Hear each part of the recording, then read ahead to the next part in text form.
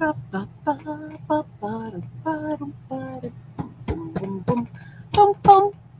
kia ora. Helen Brahms here coming live from Sun City in Arizona.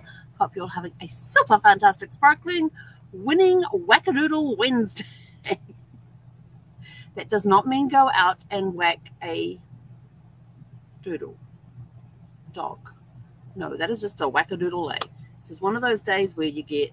Anyway, we'll talk about that in a minute. How was your winning Wednesday? What wins do you have to celebrate today?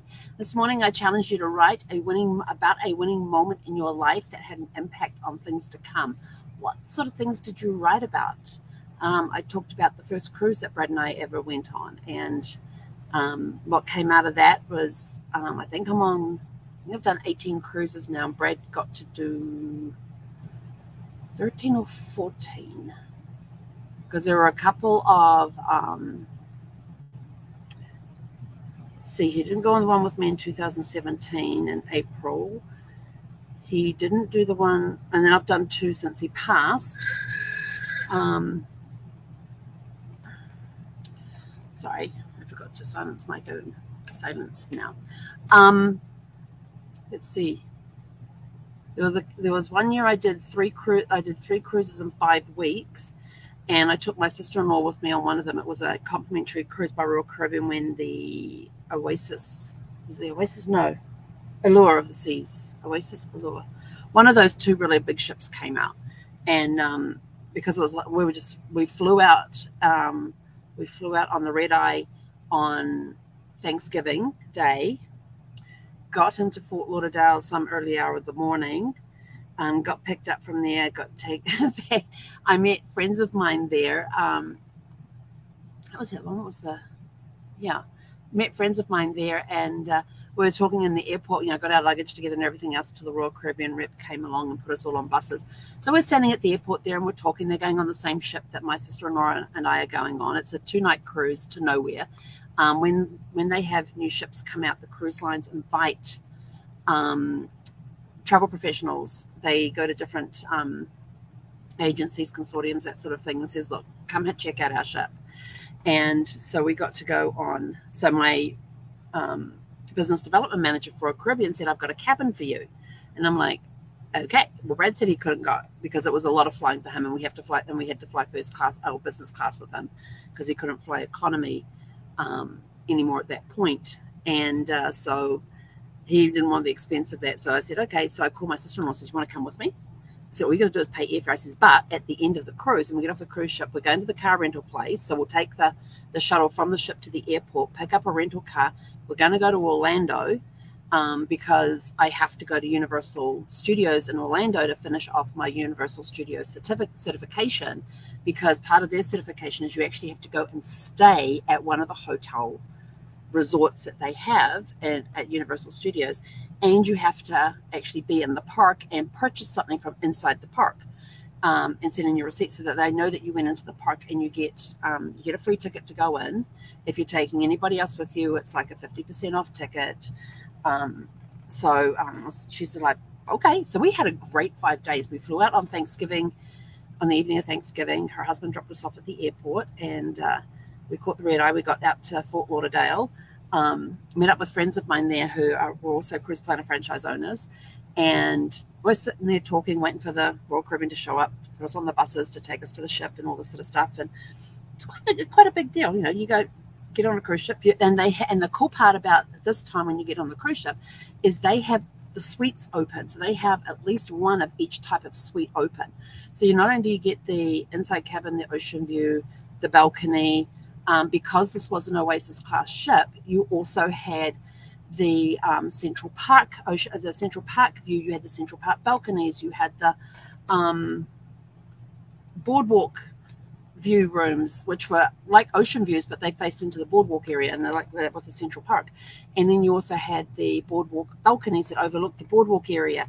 And then you had the Aqua Theatre suites, which are right at the back of the ship, and you can go out there on your balcony area of your Aqua Class suite, and you look straight down on the Aqua Class Theatre. So you basically have box seats for the Aqua Class Theatre, for the Aqua Theatre and stuff. And but you also got to see the regular balconies, the regular ocean views, and then you got to see the suites, and they had the Royal Suite open, which was a 2-story suite. It was the Royal Loft Suite.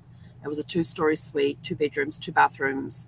It was gorgeous. It was gorgeous, and they had the Sky Suites open and the other suites as well. And so we got there. We all got on the buses, and at the airport was the last time I saw my friends. We never saw them the entire cruise. That ship was huge. We never met up with my friends again on the ship. We saw them at the airport, got on the buses. That was the last time we saw them, was as we were leaving, getting out of the airport and getting onto the buses. That was the last time I saw them. Didn't see them for the next 2 nights.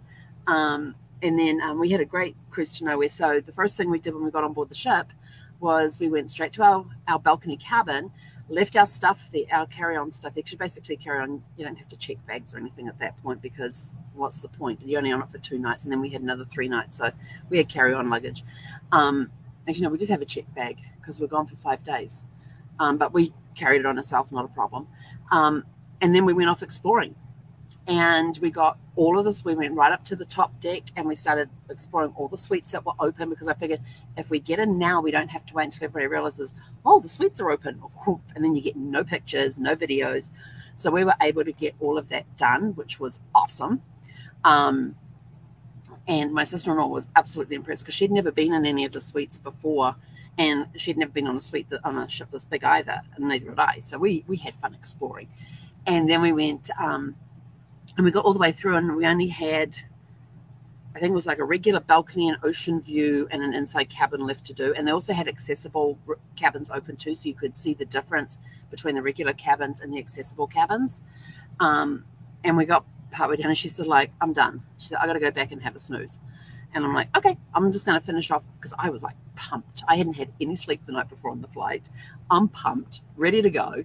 And so she goes back to our cabin to go to bed, and I carried on, finished the things, and I went down and got some snacks at one of the cafe areas. Then I went back up to the bedroom. We got showered and changed, because at the point we hadn't had a shower since the day before, so we got showered and changed for dinner, and went down and enjoyed dinner.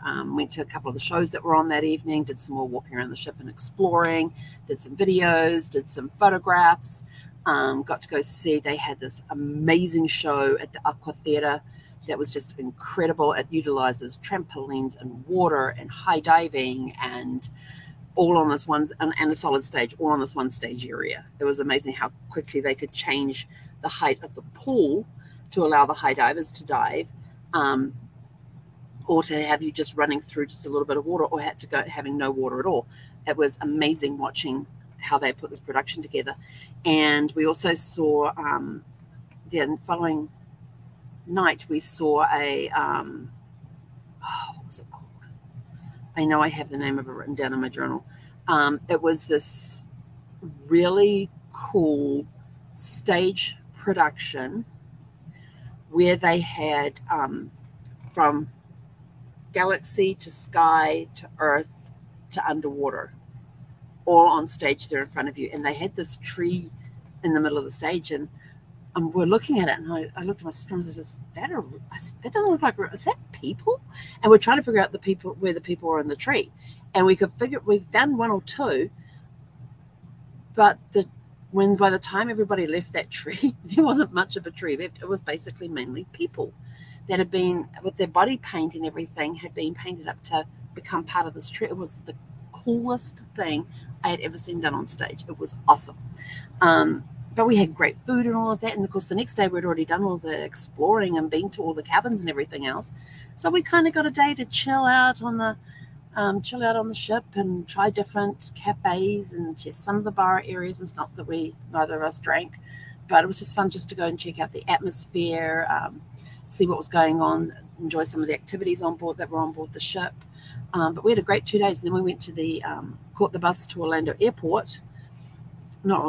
Fort Lauderdale Airport, where we got the rental car, and then we drove from there up to Orlando, and checked in at one of the hotels one of the Universal Studio Resort hotels. Now, here is the interesting thing. My sister-in-law is a property manager, so very used to doing apartment inspections for apartments, and around apartment buildings and that sort of thing. Me, hotel background.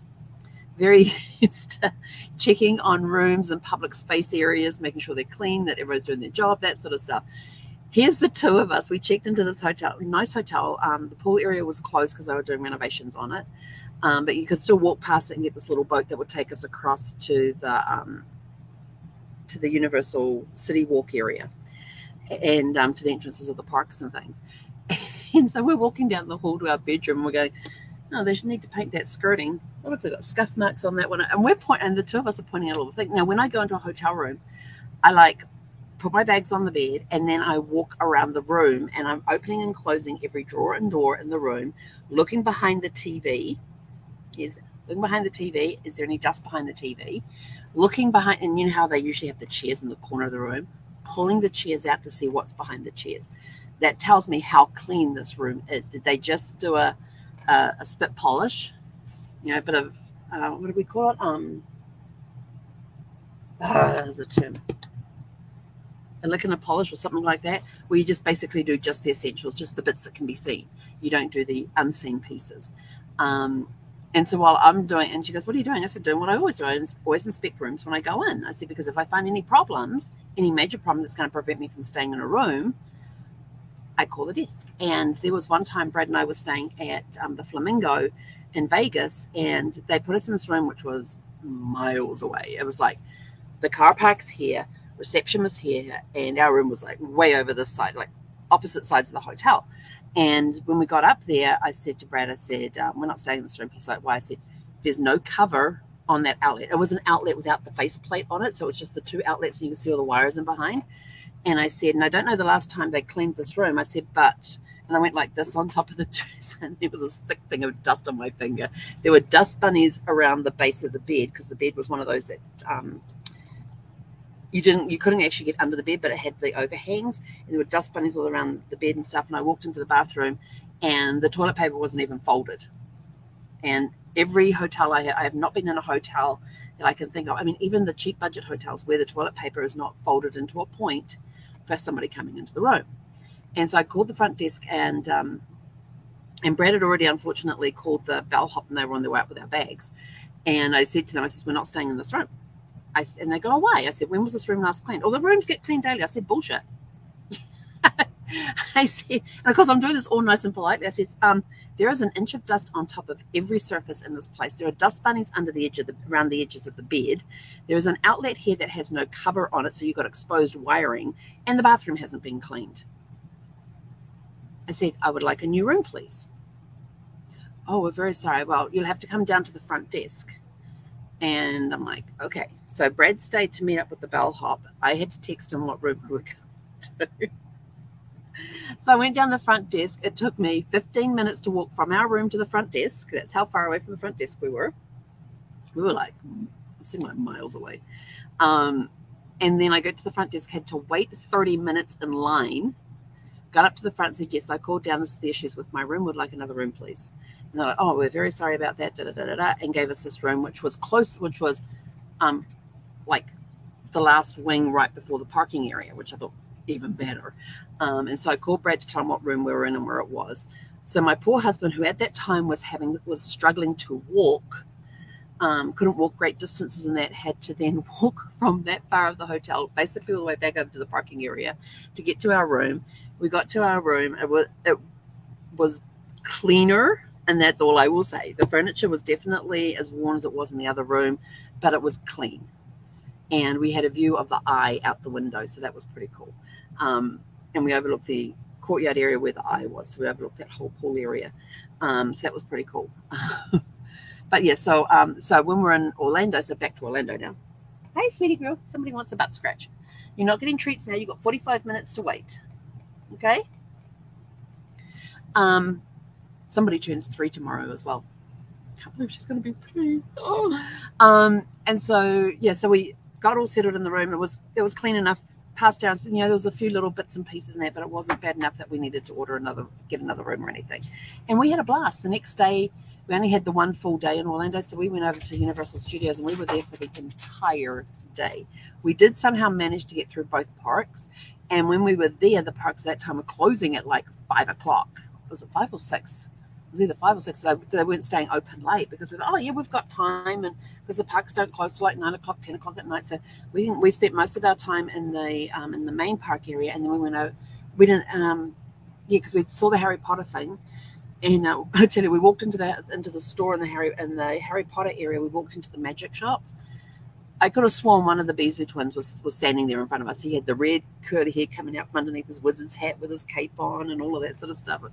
And I actually got a picture of him too. He was cute. He was because both my sister and I stopped and looked at him and went, "You just look like one of the twins." He goes, "Yeah, I get that a lot." But they had cool little joke things and prank things and all of that sort of thing. We did not get to try any Butterbeer because the lines to get the Butterbeer were enormous, as were the lines to get in on any of the rides. So we just walked in and out of some of the stores that were in there. So we didn't get to, because it had not been opened very long when we went. We did get the early admittance into the park, but there was no early admittance into the area where Harry Potter was. They weren't doing early admittance for anybody staying at the resorts. But we did our purchases inside the park, which turned out really well because I only had jeans with me and it was hot and muggy. And so we went into one of the stores there, and they had these little pouches that were pairs of shorts.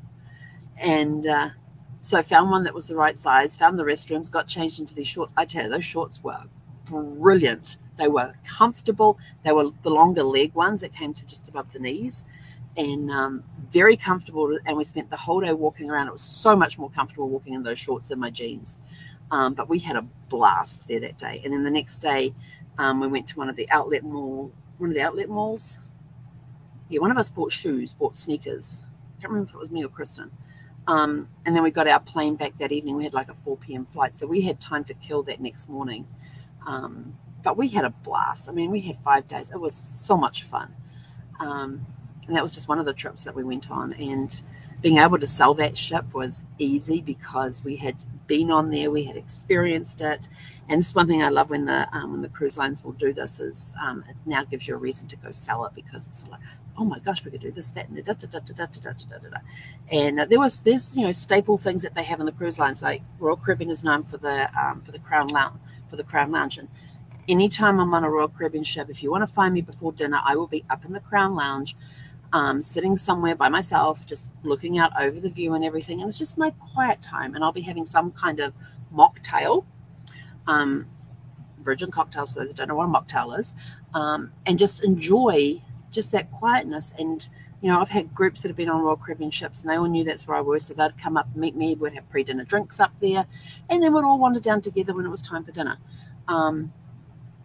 Time to go to dinner. But that's where, if you ever wanted to, if I'm on a Royal Caribbean ship and you want to know where I am in the evenings before dinner, go check out the Crown Lounge, because that's where I'll be. I used to enjoy it up there. It seems to be very peaceful up there before dinner. Well, when I go, it is. I don't know about anybody else, but when I go, it is. By the time I leave, it usually not. But anyway, so yeah, how did I even get onto that? Oh yeah, talking about winning moments in your life that had an impact. So, being able to be offered that. And then today was my accountability call that went really cool. And then the chat was, I don't know what was going on, but there was some strange things coming through genuine issues, but it's just like, oh, I've never seen that one. And there was one that came through, and I sent a message to my boss saying, I don't even know where to start with this one.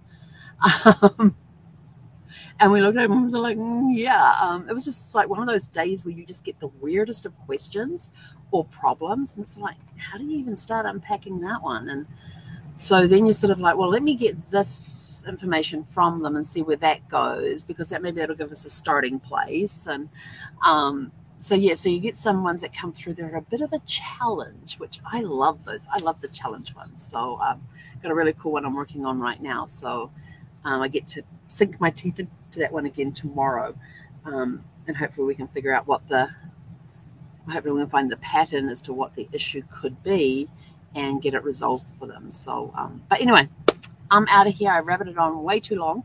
Gonna go make myself some dinner. What's for dinner tonight? I have no clue. Haven't figured it out. But anyway, have a super fantastic sparkling evening. In fact, I feel like grilled cheese. I think I have some bread in my freezer. Definitely have cheese. And if I use the grated cheese, that melts better. I got a Mexican blend. Yes. It says Mexican blend on the outside. I have no clue what types of cheese are in there. It just tastes really good when it's melted. So yeah, I might do some grilled cheese tonight and put that with a protein shake. Because I finished all my cooked meats. I've already got my shopping list ready for tomorrow morning. So tomorrow morning I can hit the go button as soon as I'm ready for my phone to go ding, ding, ding, ding, ding, ding with all the messages and stuff. And that'll get it done early in the morning.